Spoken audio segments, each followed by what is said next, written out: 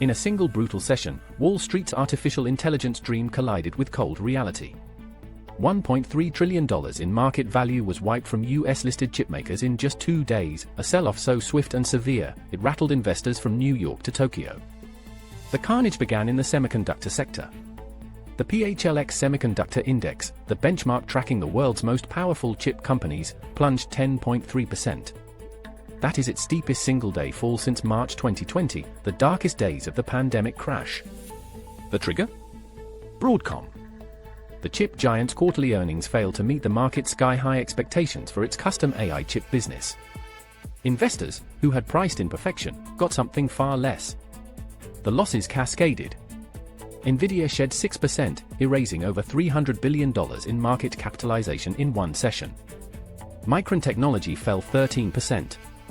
Marvell technology sank 17%. Advanced micro devices dropped nearly 11%. Broadcom itself lost another 7.9% on Friday, bringing its 2-day decline to almost 20%. The retreat was jarring because it came just days after the semiconductor index had hit a record high. Even after the bloodbath, the index remains up 73% for the year, a reminder of how extraordinary the AI-fueled rally had been, and how exposed investors had become. As one proprietary trader put it, blindly buying the dip had been winning people money. Until it didn't. Technology stocks dragged the broader market lower. The Nasdaq Composite fell 1.4%. The S&P 500 declined 0.7%.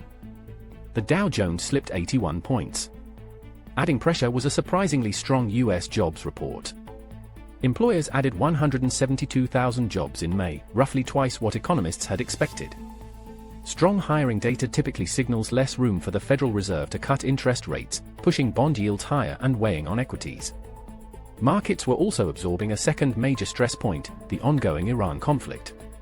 Oil prices remained elevated, with US crude near $93 a barrel and Brent crude hovering around $95. Both sit far above the roughly $70 level seen before fighting broke out in late February. The Strait of Hormuz, a critical artery for global oil and gas shipments, remains effectively closed, compounding inflation fears and threatening economic growth. A tentative ceasefire extension was reached last week, but it has not been finalized. Developments in Lebanon continue to cloud hopes for a permanent settlement. The contagion spread to Asia. South Korea's Kospi tumbled 5.5%.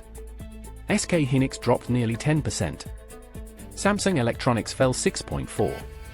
Japan's Nikkei lost 1.3%, with chip-related stocks among the biggest decliners. Hong Kong's Hang Seng fell 1.2%. Taiwan's TAIEX lost 1.3%. Even India's Sensex slipped 0.3%. European markets, however, traded in positive territory by midday, with Britain's FTSE 100 rising 0.5%. The message from this week's sell-off is unambiguous. The AI trade, one of the most powerful market narratives of this decade, is not immune to gravity. Valuations built on limitless optimism can crack when earnings disappoint, jobs data surprises, and a war disrupts the energy that powers the world. The rally may resume. But the age of blindly buying the dip may be over.